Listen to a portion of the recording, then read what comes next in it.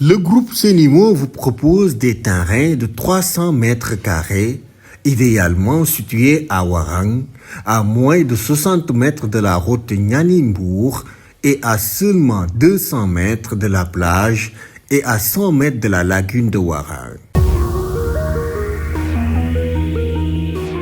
Une opportunité unique d'acquérir votre terrain au comptant pour seulement 8 millions de francs CFA dans une zone calme, résidentielle, accessible et en plein développement.